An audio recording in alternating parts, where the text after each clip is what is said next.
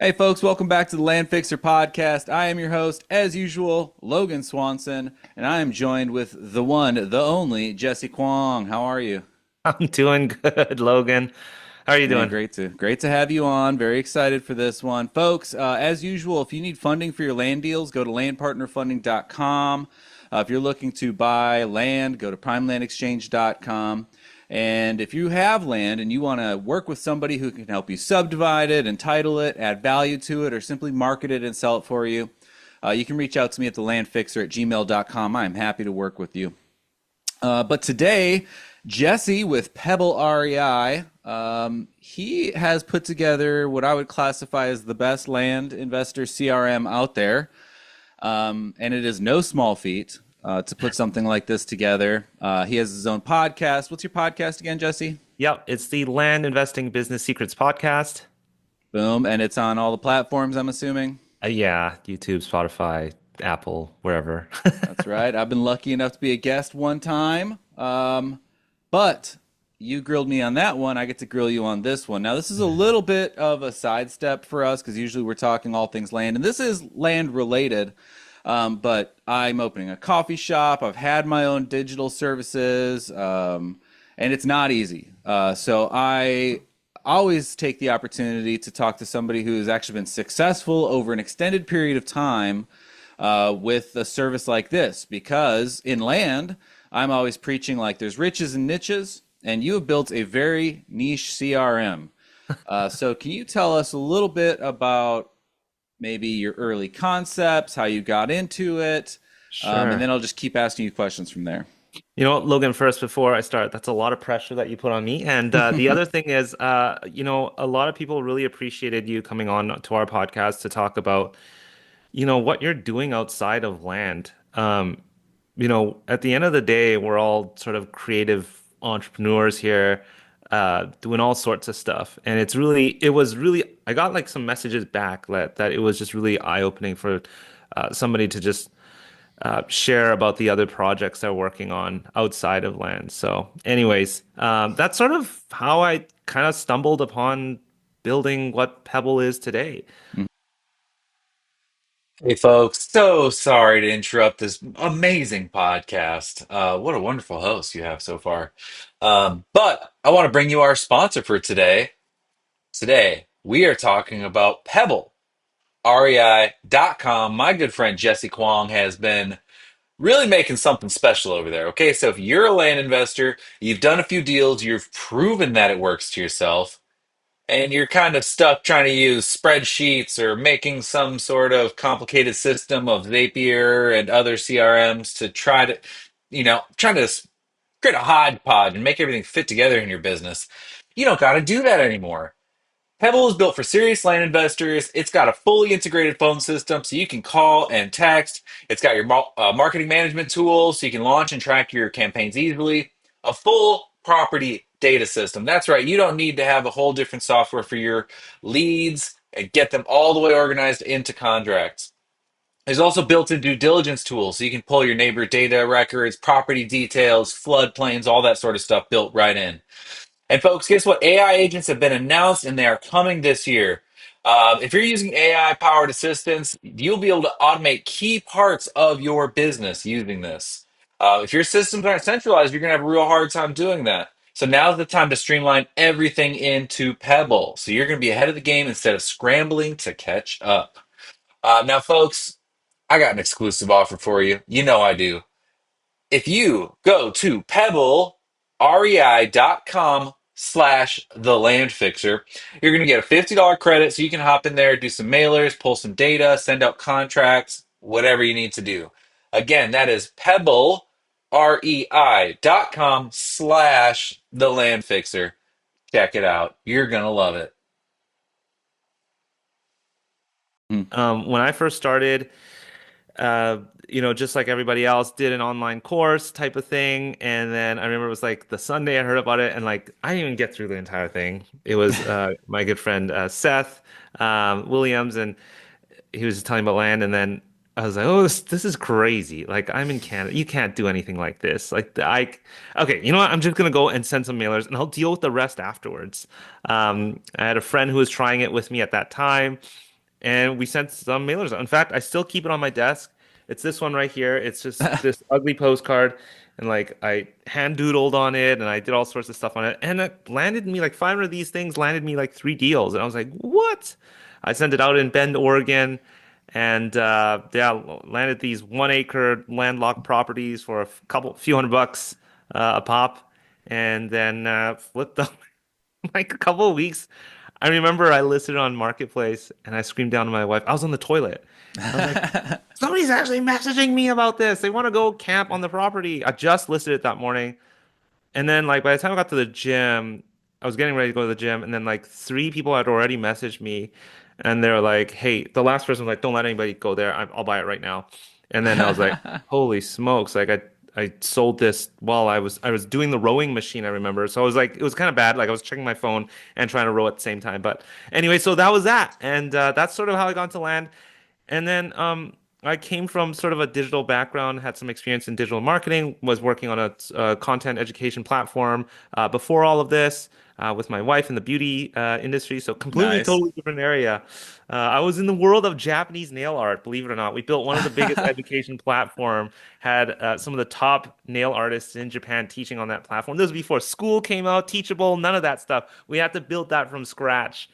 And so, anyways, I transitioned into this, and then yeah, some people asked me about how I got my deals, and they came through our website. A website I quickly put up, and then I was in a little mastermind group that the community I was part of put us into, and a few people have said, "Hey, can you help me with my website?" And I just decided to go on the website, give them some quick feedback, and I realized this was sort of a need. So started building out a small little agency to help with websites on land investors and house flippers as well. And then um, a year in, I started running a podcast called, I mean, I don't even know what it was called. I think it was like REI Conversion Podcast. I don't know what I was doing at that time.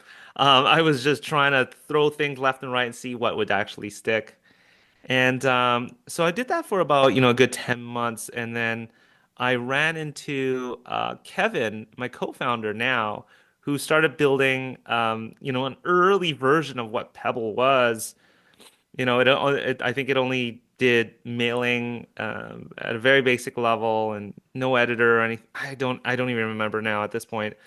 And I reached out to him like, hey Kevin, like we should work on this together. And he was like, what? Okay, so that was the start of COVID, and he was in South Korea. I was in Canada. We had some pretty strict lockdown going on, and Mm-hmm. we we decided. Uh, I think we sort of approached this the right way in terms of a partnership was to just try this out as a project instead of trying to commit fully into a relationship. And that's what, partnerships, if you're stepping into a partnership, Yeah, it's it's a it's big almost like deal. it is. It's almost like a marriage. And at Hmm. that point, we were like, okay, well, why don't we work on this? And if by December we see there's a profit X amount, we can continue. Otherwise, we can part ways. And so we started that in spring of 2020, launched in August of 2020, and then we were off to the races pretty early on. And luckily enough, it's by sheer luck. Kevin and I just get along really, really well. He was working, when I'm sleeping, and when he's sleeping, I'm working. It was the weirdest thing, at that time. You can only walk around your block. It was pretty strict here, and in Korea, it was pretty ridiculous too. Uh, I remember when I got up in the morning times, we'd Zoom, and he has like the Seoul city skyline behind him. That's He's right badass. along the river there, and I remember some funny things. He's like, "Yeah, you see this building? This is." I don't know if you remember a group called BTS. They were really big in Korea. It was like a Hmm. boy K-pop group. He's like, "Yeah, that's where they practice, and that's like their club." I was like, "This is wild." I'm in my basement. You're in Korea, and we launched, and we had no idea what we are doing, and that was it. So the first version of it was just a mail sending like version, Yeah, and it then what was was the sort of first thing you added? yeah, I think we could upload properties and we could do mailing. That was he was using it for his own business at that point. Hmm. And then so the first thing we started to do was brand this thing. We had to build out an editor for mailers because there was no sort of user experience whatsoever. This is Uh-huh. for Kevin. So that was a hard thing. We both didn't come from a customer user standpoint. Like I didn't even know the word, I barely knew UX and UI and all this stuff. And lucky Kevin had some experience with that. So that was it. I mean, figuring out how to have a user flow in there. I started Mm-hmm. like eating up books on software as a service, on user experiences, and on the branding end, I had a bit of branding background, so I put that together, and we were working on marketing, and I was sort of left with the marketing and branding, and then the sales side, having conversations like this. I was Yeah. so nervous. It's just I had no idea how to do a sales call or a demo call. What do I walk them through the platform? So Right. there was just so much to learn. But in terms of feature, yeah, I think it started with sort of allowing to uh, have a bit of a user flow in there, be able to have property fields in there, so you can sort of add your information to a property record. Um, and I think this is where like we set Pebble up in a really good position. Like fundamentally, if you look at any CRM, if you're using something like Pipedrive, HubSpot, even something like Trello to, high level, they're really based around contacts and leads. And that's Right. great, but it doesn't sort of lead into the flexibility of land. And Mm-hmm. so Pebble was like a property first CRM. We didn't realize it when we were building it, but we built everything around the property record. And so like if you look at the land sort of land flipping cycle. It's like, yeah, you're gonna buy land, you may do something with it and you might offload it. But as soon as you acquire that land, you don't care about that person anymore. You care about that property. And when you're Right. doing entitlements or subdividing, you want to track for that. You want to do some project management. It's against the property record. When you're offloading, you have multiple people wanting to get on or acquire that property. So it is sort of like this whole property first, and we sort of built the whole platform around that. Yeah, and a lot of people at the time, me included, were trying to make Follow Up Boss do Oh that. yeah, yeah, yeah, Because Follow Up Boss, you could have cards and yeah, tags, yeah, and I mean it was pretty good for what it was. But man, yeah, talk about expensive. I mean, we had at one point with all the different users in our company, we were paying $500 a month just for Follow Up Boss, and it yeah, was only kind of what we needed it to yeah. be. Right. And you had to use a lot of Zapier, and, you were custom engineering it. So like in order to make it do what you wanted, you had to Yeah. be kind of a software engineer yourself, or at least some sort of automator. And it was fun to kind of geek out on, but ultimately it Yes. was taking you out of the business. It was taking you away from doing land, and it made Yeah. you something else. Kevin and I are both low key fans of a bunch of software like Follow Up Boss and Yeah, Trello. Trello is like just Trello's sick. wizardry. Like, yeah, Hmm. I don't know how old that platform is, but it's like, holy smokes, that thing just works. Like, it's crazy. But Um, yeah, I mean, you bring up a really good point. A lot of people were, I think, because we all come from this entrepreneurial background where we like to do things and get our hand in there. A lot of people get distracted building out their own Podio or their own Zaps Yep. and all this, and so it's like, okay, well, where's your time, well spent? Is it actually, listen, troubleshooting Zapier alone can take many hours. And then like as soon as something updates, it's like, man, you're gonna pull your hair out. And I knew this from working, from building a business in the beauty industry. I remember to Yeah. build out these apps to do all these things, especially back then. We didn't have as much, systems. And so yeah, it's like, okay, well, where's your time being well spent? Are you gonna build out your own thing with something like Podio, high level, or something like Follow Up Boss, or are we here to focus on land and get some land deals done? So Right. And yeah. that mixed with, I guess, how early on did you come out with your website template? Because I was an early adopter for your website template. Yeah. I I think that forgot was if it had a back in specific name. 2019. Yeah, the REI land list or REI That's land right. leads. Yes. Yeah, I think that was back in 2019. And yeah, we're just trying to figure out a bunch of stuff back then. Yeah.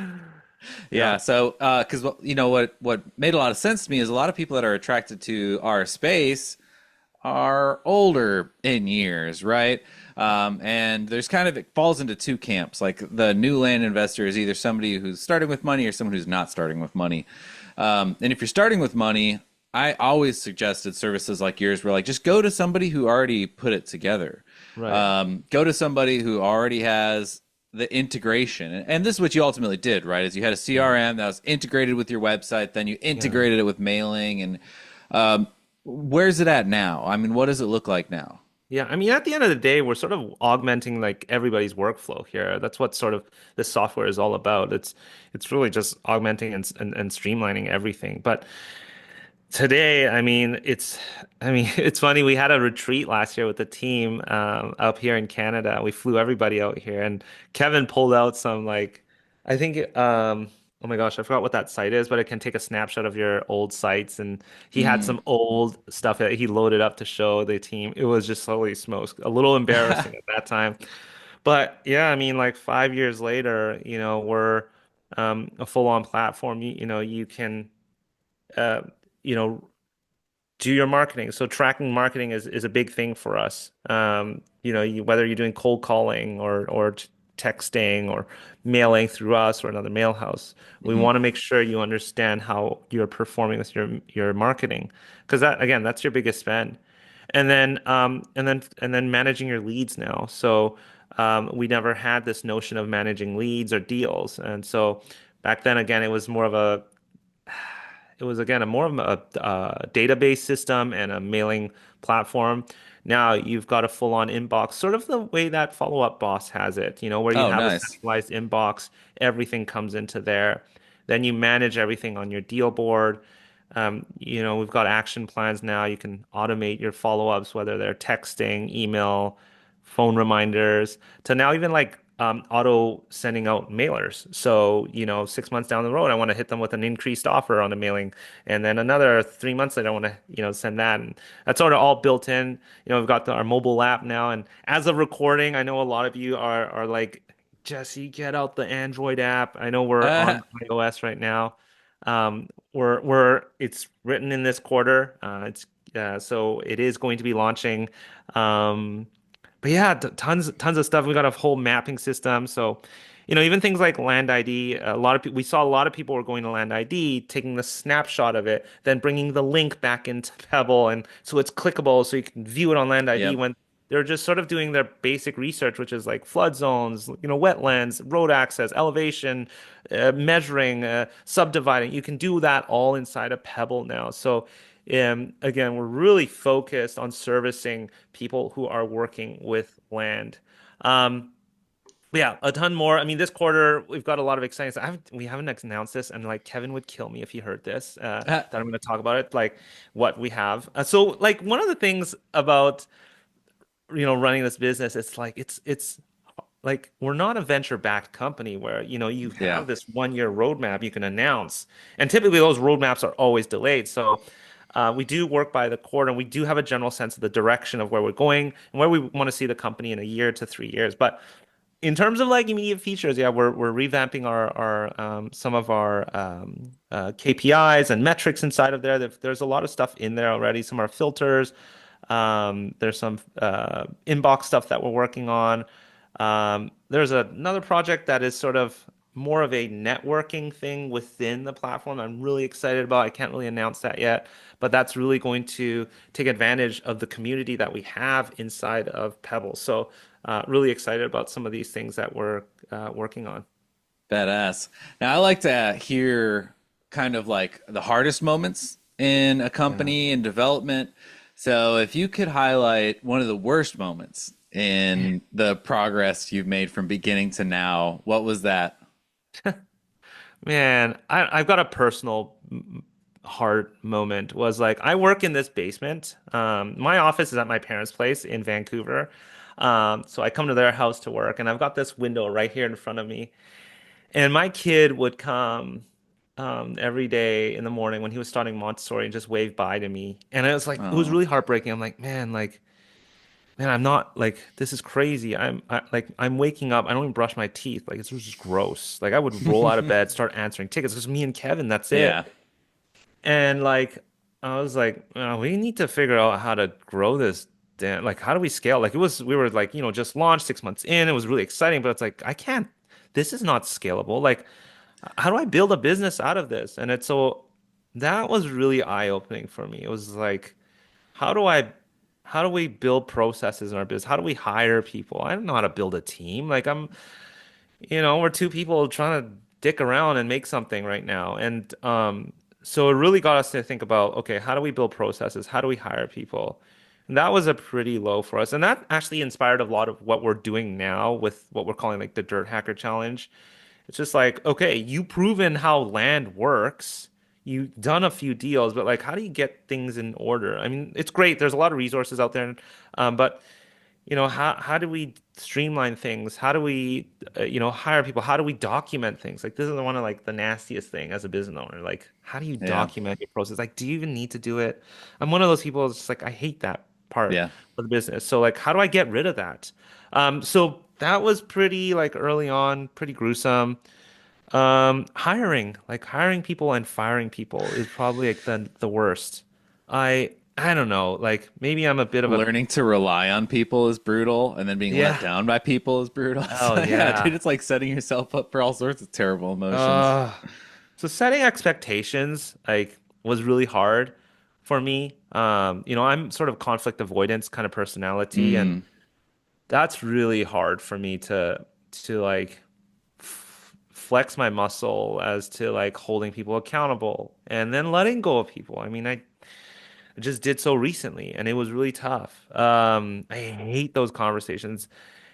One trick for all of you guys out there, if you have ChatGPT, yeah. use the advanced voice mode and just get it to grill you and resist like and run through and role play firing. Like I do this now and I'm getting more and more used to it.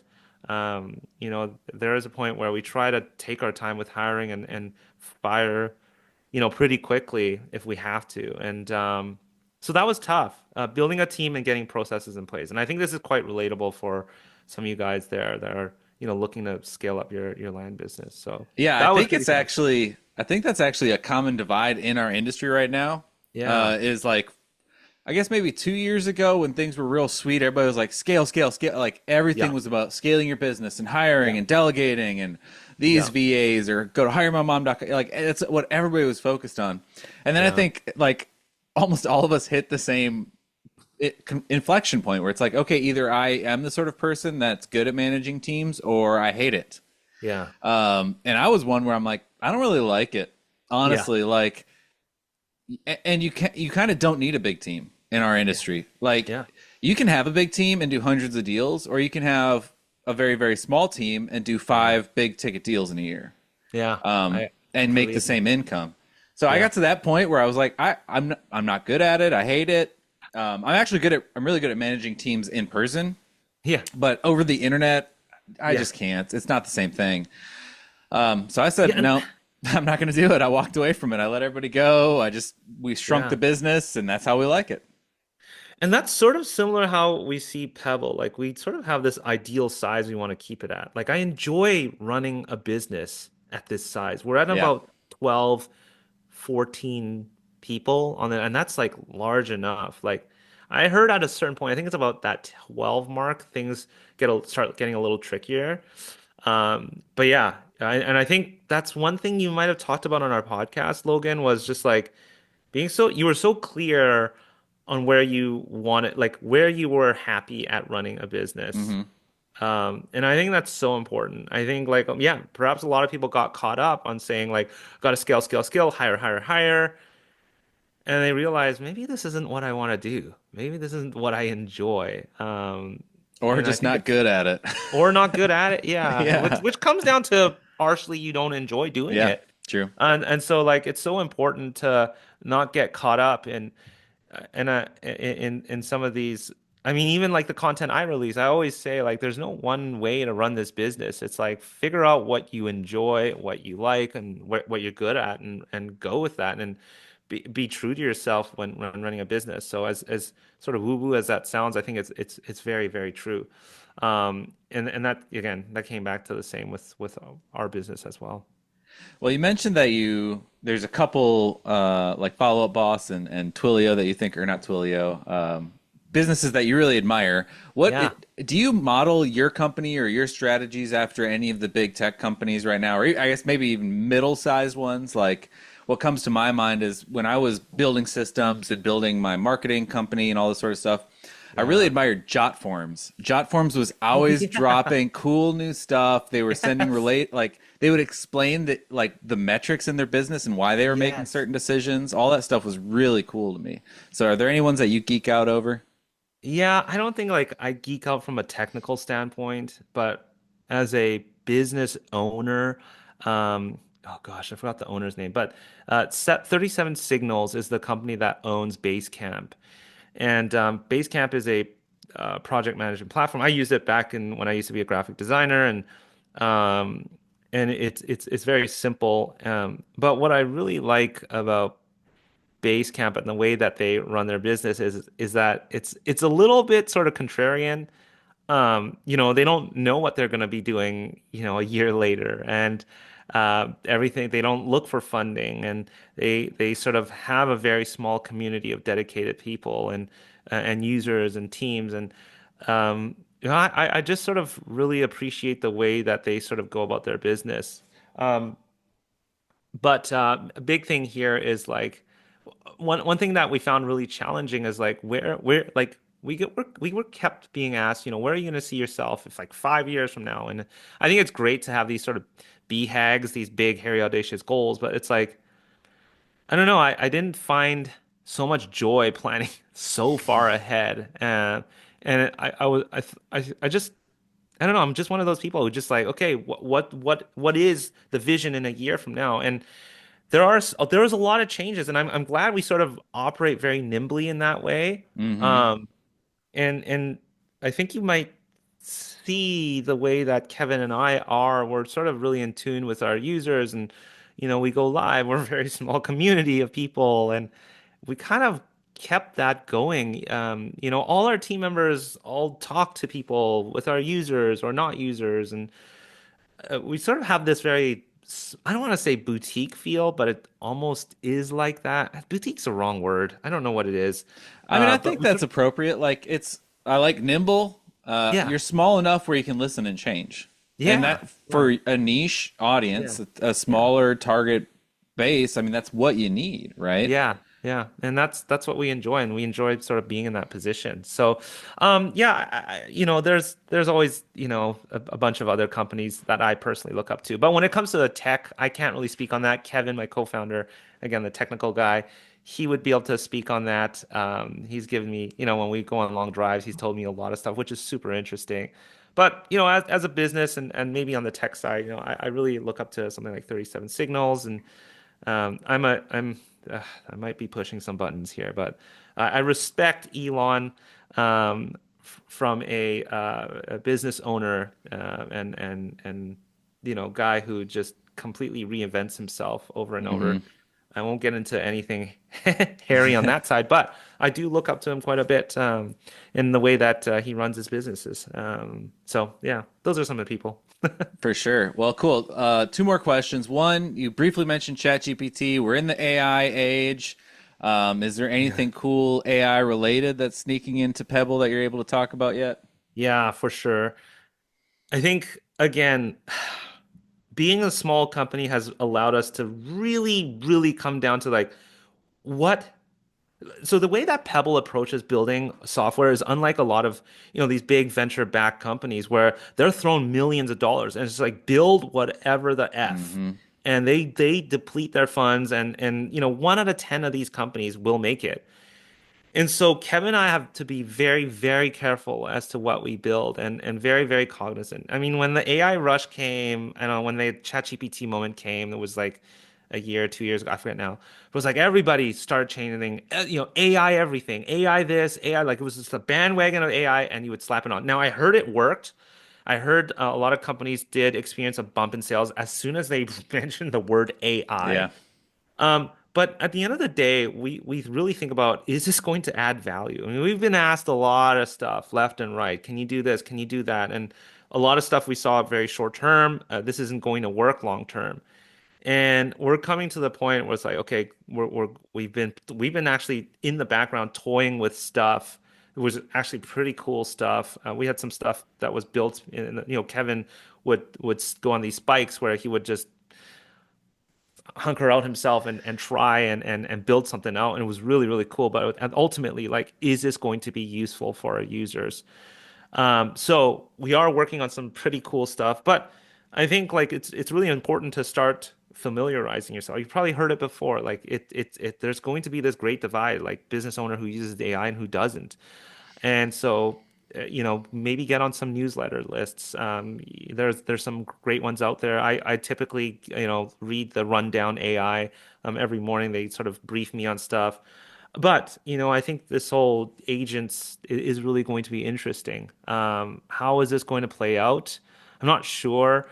But this is already becoming a thing. You're seeing agents that are going to be doing the small task, and then eventually now you've got agents that are going to be able to navigate through a user interface on your browser. And this is where we're really thinking heavily on, like, if you're trying to hodgepodge a system yourself, and you understand, oh, I have to do this to make this happen, or this means Hmm. this, will an agent be able to successfully navigate that? And so this is why, everything we do, it's like, how can we make this more elegant? How can we make, it's not about features for us. It's like, how do we continue to smooth things out?